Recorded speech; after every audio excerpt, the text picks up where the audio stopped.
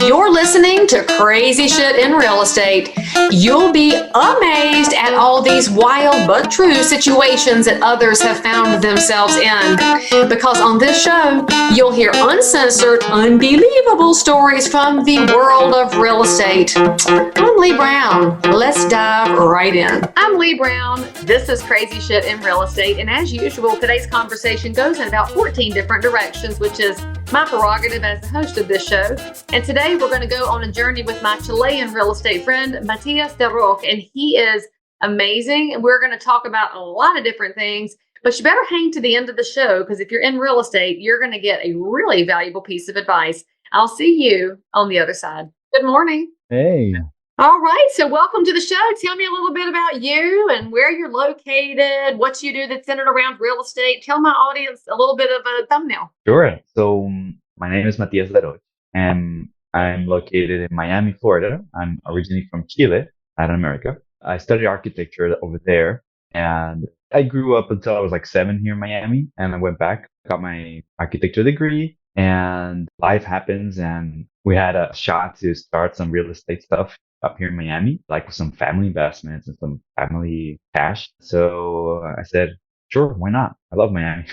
So came to Miami as a real estate investor, not knowing anything, of course, with my architecture background, but not knowing the imperial system, puts and inches. I'm like, come on, guys. When are we going to switch to metric eventually? Well, anyways. Never. We don't like the never. System. Never.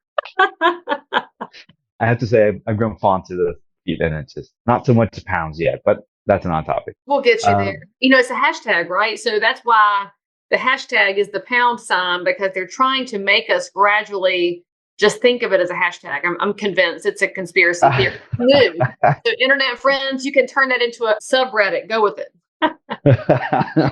That's awesome. But you know, when you tell me you fell in love with the Miami area, I thought you were going to tell me some girl stole your heart. And so you went to stay in Miami because that became your family.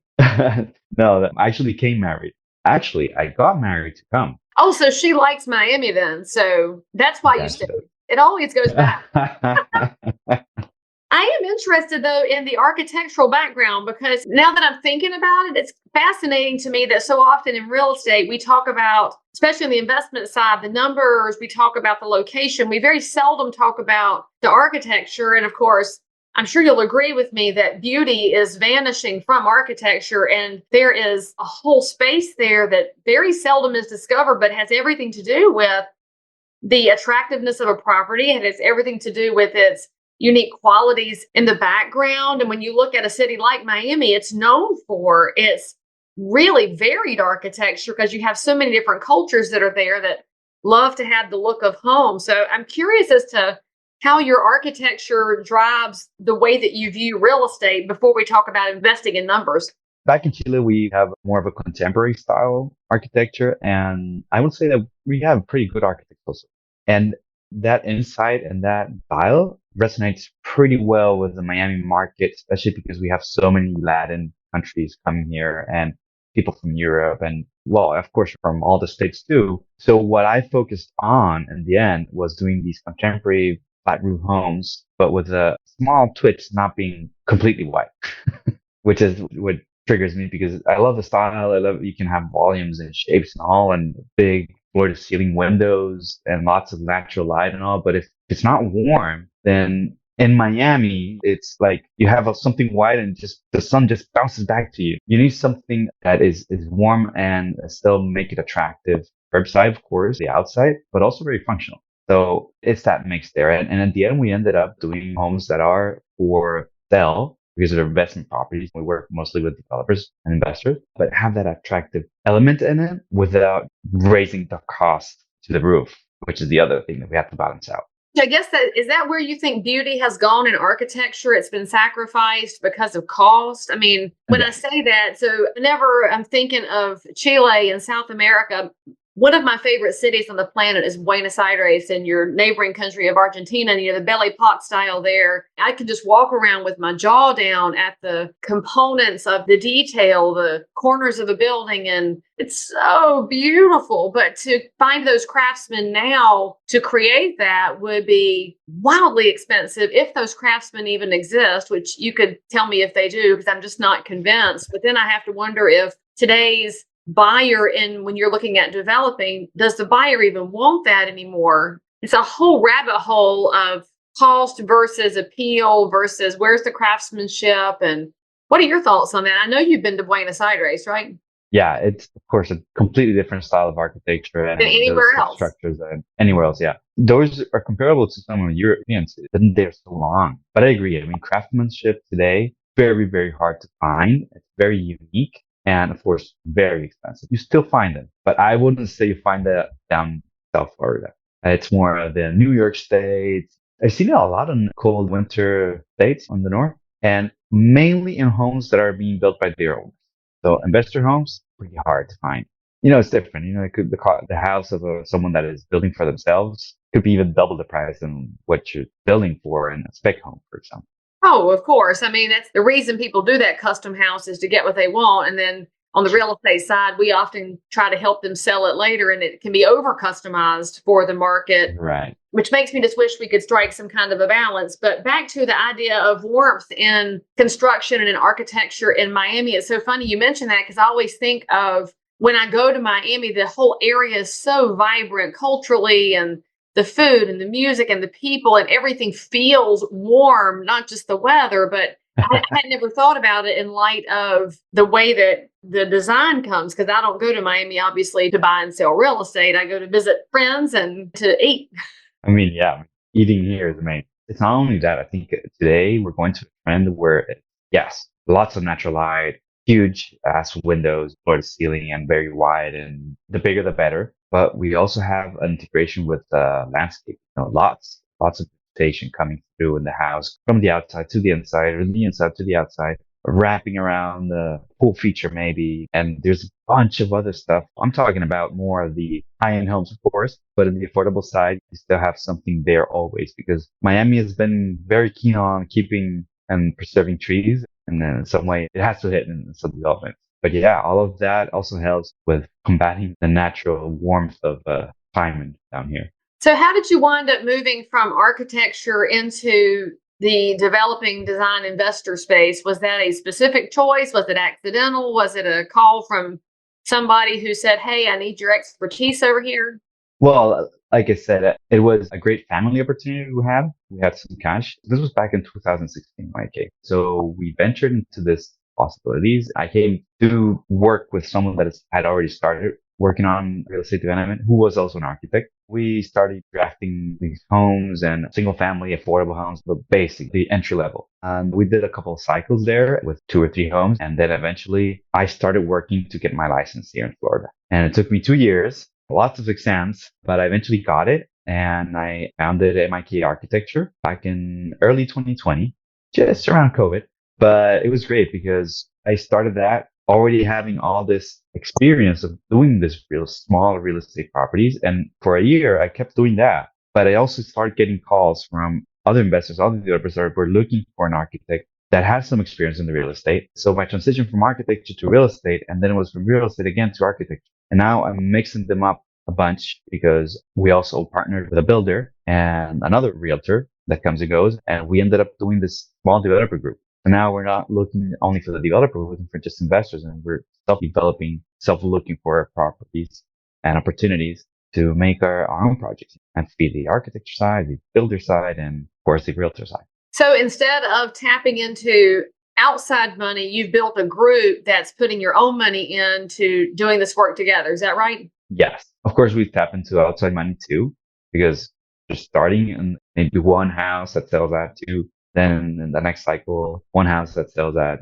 4 or 5. But in the meantime, yes, we bring in other investors' money too for bigger or similar homes while we're in the cycle here and doing our own project. But we want to end up doing our own developments in the end. Okay, Hopefully, so a lot of viewers and listeners are not in real estate, but they're very interested in development. I think it's one of those places people look at and say, I could do this, but they don't know how to get from I want to doing it if they don't have millions and millions of dollars. And so when you and your group create this out of the gate and you're going to go house by house and get it built, how do you structure that so that you're legally protected? And did you do an LLC? Did you build some kind of a partnership? And how do those conversations get started? And what if you're putting in more money than the partner? Do you do percentages? Give us a little bit of structural guidance for anybody who's watching and listening, thinking, I know three friends with money, so what do we do next? Great. Well, the first thing is always getting that opportunity, that property, because without that, you can't do much.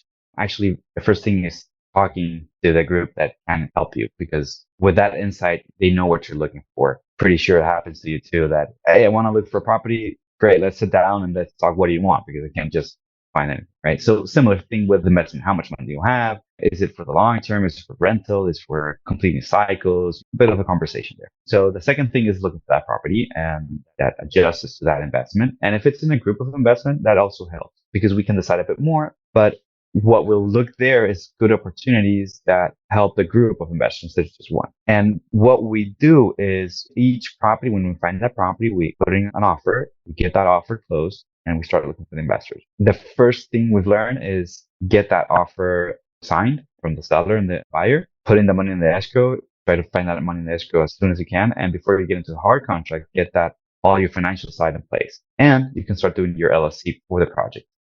So structurally, like legally, we do that in LLC for each project, and any person that comes into the project gets, the percentage that corresponds to what they invested into that LLC. Okay, so if it's you, you're a realtor, and one of your partners is as well. Which one writes the offer? What happens to the commission? Does that get added into the escrow amount? Do you take it off the price? How do the logistics of that work? Because our licensee world can be very competitive, and especially when it comes to those items, that's got to be in writing before you go into this, right? Absolutely. And of course, all of that negotiations, if we talked about it and put it in writing, sometimes it's just simple meeting minute. Just, hey, agree with this, and that's it. We show that to the escrow agent. And before the money is divided, we all see the HUD to see that we're agreeing with all the terms. That would be too late to start the conversation.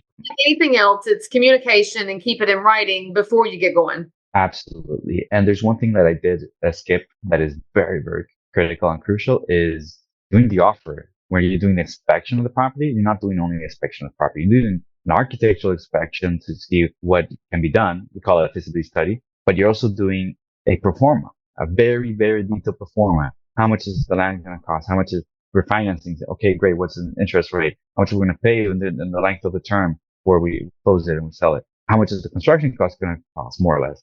Are we going to finance the construction? How much is that interest going to be? And then you get all this in a huge Excel that we ended up having with all the information, and it says, okay, we're going to earn this, and the investors are going to get this back to them, which is going to be, I don't know, something between 15 to 25% internal rate of return, like the annually return. And so the developer and their side, they earn this because of the success fee or the developer's fee. And we have all that in writing, we have all that in presentation, we have all that in the pro forma. And any of the additional fees, we put it in there. So it's pretty clear. Communication, like you said, critical right before we close the property. Or actually we get into a hard contract because we don't want to get out of the contract in hard. We're just losing money there.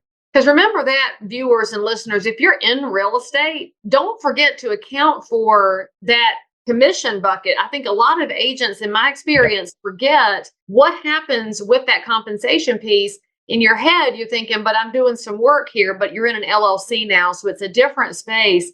And also, we can't emphasize enough how important that pro forma is. If there's any mistake I've seen new investors make, it is a failure to dig deep and find every single scenario and account for it, because it's more than the purchase price. It's more than the loan if you're getting one, and it's more than any upfront dollars, because you're going to not realize what you're getting into, especially if you're doing a rehab, if you're doing a development or any kind of a rebuild. You also have to account in the time and the permitting for planning and zoning and making sure that whatever municipality is going to approve whatever it is you're trying to do. And as our local governments get more and more aware of what's going on in and around housing, I think investors are going to be caught off guard if they don't have those relationships in place so that you can take that existing property and turn it into something else. If you are remotely awake, then you know that we are heading into some really tricky economic times.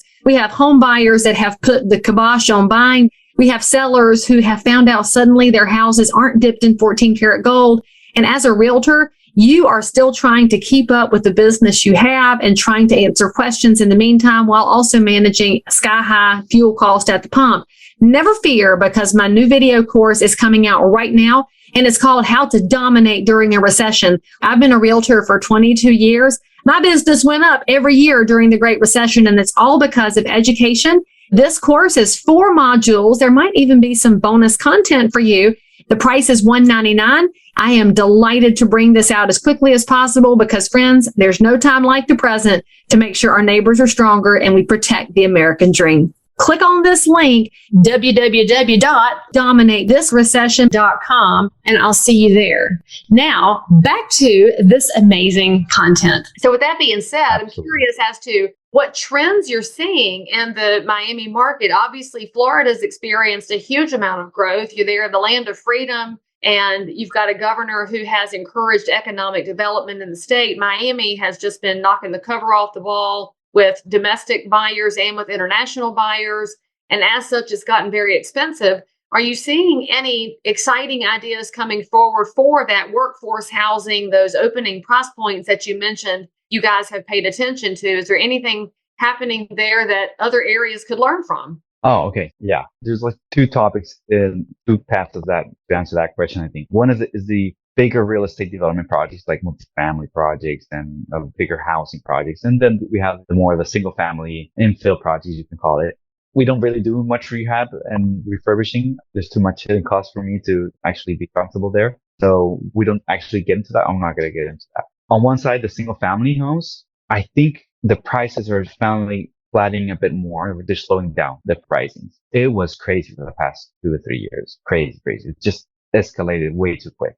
I still believe we're not in a bubble that's going to go out because there's still influx of people coming into Miami. So as long as people don't go out, we should be good for a while. And even that, it still is going to delay a year or 2 after that we know that people are coming in. And then we have the commercial side and the multifamily side. Our governor recently passed a bill that overrides, yes, some local restrictions on density and height and parking requirements. So it's given a lot of the bigger developments a lot of leeway and a lot of much more freedom than they had before to build bigger projects, 300 unit, 200 unit properties, projects that it could be sometimes next to single family residents in very specific cases. So there is a trend today. They're still exploring. This is a bill that passed in December last year and went through a revision, and it passed again, I think it was in March. And it's already, of course, causing some trouble with the local communities. They don't want to have a big ass building in their backyard. And I get it. But at the same time, it's helping workforce housing because it has to be workforce housing, and actually a percentage of it has to be also affordable housing. So we're talking about workforce housing like in the middle and then affordable to very low range. And these projects can be basically anything you imagine, as long as you have this other requirements in place. What's going to happen with that? I'm not really sure yet. They haven't approved any project yet, but time will tell. Miami is getting harder to get permits. So if you thought getting a permit in 2 months, no, it's like 4 months to 5 months now, especially if you have trees and stuff that they really protecting. Charlotte's got the same thing. The trees are causing more hiccups for developments than anything else. Right. And we all love a tree cover, but they will go absolutely berserk over the diameter of the tree or circumference, whatever. So how you're going to look at it, it's a little bit wild, but I understand the overarching goal, but it's how do you get there? It's kind of like the idea of the legislation that encourages more affordable housing. We know we need it. The question is, how do we get there? And sometimes it takes a few ideas to figure it out. So in that vein, we're kind of jumping all over the place, but I'm curious as to, obviously this show is about the craziest things we've seen in real estate. And right now the crazy things just happen all over the place. And I'm always really intrigued by what's happening on the local level. So as you've gone from an architecture background into development, and now you're building partnerships and doing all kinds of things in and around the space, what is the unexpected thing you've experienced being delved into the real estate space. And what's the story that you tell that people just can't believe it ever happened? Oh man, I got a couple of stories there. Some mistakes were made. Oh, mistakes are Of always good because that's what people get to learn from. of course, absolutely. And I own them and I learned from them. And part of my process was also communicating that with the client and getting to retrieve them, stay with them. So one of the things that, you know how Miami is historical in some places, like South Miami Beach and a couple of things with the modern styles. Well, there's some like other more hidden neighborhoods that are historic. And it's not that obvious, of course. So you buy a property that is vacant land and there's nothing in there. There was maybe a house before, but many years ago. And you start developing this house as contemporary and all. And then suddenly you realize between in the permit stage, when it's way too late, this was a historic site. So it has to go through a special board assessment. So Even if the house is no longer there? even if the house is no longer there because the neighborhood was historic. So even if you're doing a new construction, I mean, today it makes sense to me. Of course, I get it, but that's how important the feasibility study is looking for that smaller issue. The title is not going to tell you and it's not going to be there. So that architecture feasibility study or developer feasibility study, whatever you has to find for any of these special areas. And today's a lot easier because the city of Miami and many other cities down here have done a pretty good job at putting interactive maps now online so you can look at them. But back then it was pretty more complicated to find it. So that was one thing that delayed us like a year to get permits, but it also hit us at the end with the COVID crisis. So it was a balance in the end. So not that tough there. And the second stuff was Miami has a lot of septic tanks. Like there isn't 100% sewer coverage. I guess I thought with your your sea level is so low there. I'm surprised you have a lot of septic tanks. How do they not float up? That's a great question. That was my first impression down here when I came to Miami. That coming from Chile, we're not a bad, we're a country in development, you can call it. But still, I mean, having septic tanks was just like a very rural state, rural Yeah. homes to have this septic tank. The rest of the city is all sewer. And coming in Miami, and then in the middle of the city, there's no sewer coverage, and you have to go with septic tanks. That's super weird. Well, anyways, a couple of years back, the city realized that there's a lot of fecal matter in the soil. How come? Shocking. So they doubled down on the restrictions and inspections on types of septic system you can use. And that started to work on January last year. Thing is that the viewers that had to review this new systems, either they left because they got bored of the whole system or they weren't well trained enough.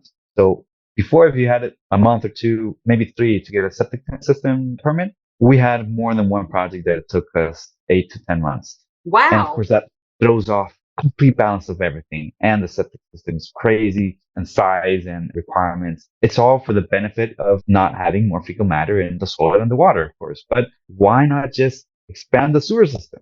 I ask. Well, especially with the surpluses that are happening in so many governments right now as values have gone up, you'd think they would invest it there. But I guess if you're viewing this in a state like North Carolina and you're a septic specialist, I guess you could probably go apply for a job at the city of Miami. They might right now. I'm really surprised by this. I'm going to blame my friend Ines, as she was the chairman of the Miami Realtors, Ines Hagedus Garcia. Ines never told me about the septic tank issue in Miami. So I'm on you, friend. You have to talk about this some more. This is crazy. So what percent you want it crazy, right? Still has, I'm so fascinated by this. And I have way too many shows that revolve around septic and shit. And it just happens because it's a fascinating piece of real estate that nobody talks about. What percentage of Miami still has septic tanks in the city-ish? Oh, in the whole county, So like Dade County, we're talking Dade County? Yeah, Dade County. So city of Miami is mostly covered, but I'm talking Pinecrest, Coral Gables that are our cities next to Miami that are pretty good pieces of land. Like, well, good is subjective because the University of Miami is there, so they should have septic tanks. I'll just point that out. But in that area. I say go Knowles, and so they're obviously covered with septic tanks. You catch my drift? Yeah. Well, actually, that area down south is a septic tank area. Not where the city, where that university is, but more south to the bay, actually. Do you think it's 10% of the county still has septic tanks or 20%? Is it large? I would say it's 20 to 30%. Yeah, it is large. I'm flabbergasted by this. I just I don't realize how much rural area you still have in Dade County. And again, It's not rural.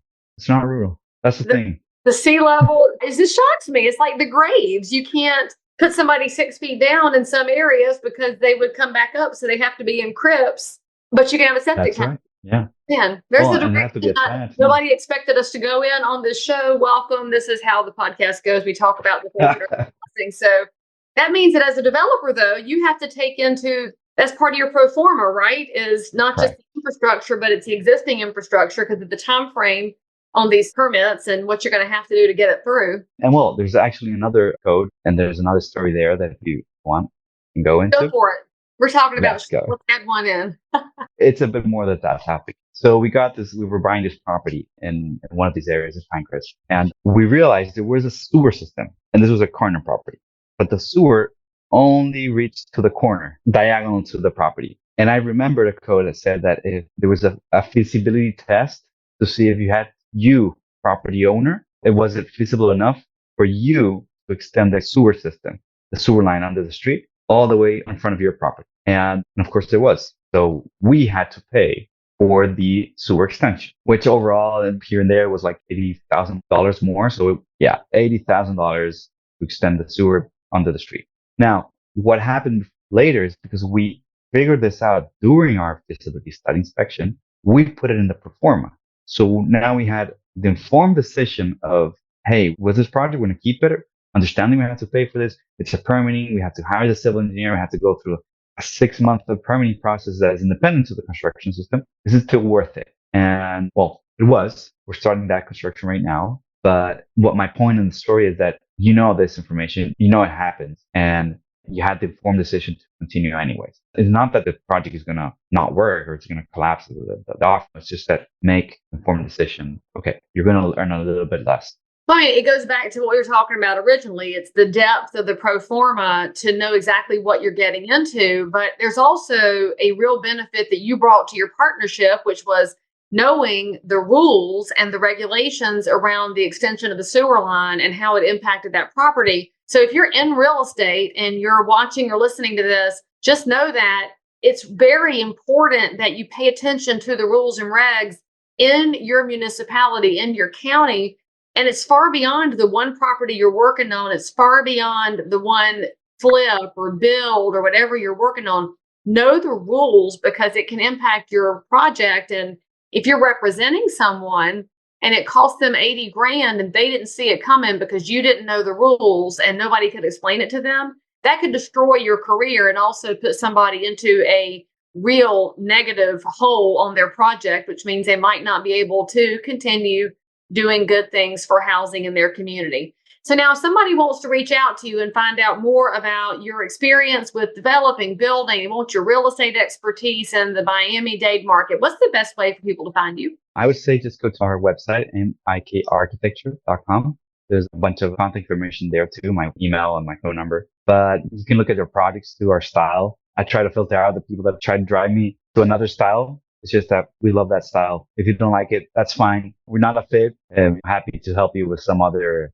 regulation questions if you want to. And before we go, if you mind, I want to encourage also people that are starting that ask the 1,000 questions. Go to to the city, ask them about this property, this and that, what could happen. Because when you're just starting, it's very hard to read the codes and understand them. So it's easier to just go and ask and then ask again, why is that? And where does it say in the code? And people in the end will try to help you. I'm so glad you mentioned that because they really love helping. And it's a little surprising sometimes when you go down to the code office and they know the parcel ID number. They've been watching it for years and they've wondered what's going to happen to it. You come in with that idea, they can really pour information at you. That is the best advice ever. And I hope everybody grabbed a hold of that because we sometimes do overlook how valuable our city and county staff are because we don't realize how much knowledge they bring to the table. That's absolutely right. Yes. And of course, if you treat them right, they're going to treat you right back. So it goes a long way. That's the whole be nice to people. And it comes back sometimes. So there you go, people. Be nice, do a good pro forma and go learn some things today. And if it's not your style, then you can move on because that's the beauty of real estate. There is a style for everyone. There's a path for everyone. absolutely. you just have to keep trying things to find it. Thank you so much for coming on the show and wandering down about 1,000 different rabbit holes with me today. I really appreciate you. Thank you so much for having me. This was very fun. All right, friends. Say something nice, say something you learned, click the bell, and most importantly, come back and we'll see you next time. As always, I'm so super thrilled that you joined in for more crazy shit. And if you're a realtor, investor, inspector, lender, or just a regular human being who happens to have an unbelievable story that you need to tell the world about, or frankly, you just need to one-up the story you just heard, then make sure to DM me on Instagram at Leigh Thomas Brown, or tweet me at Leigh Brown, or frankly, any social network where you hang out. I'm there. And if you had some fun, then you totally want to subscribe so you don't miss out on any future episodes.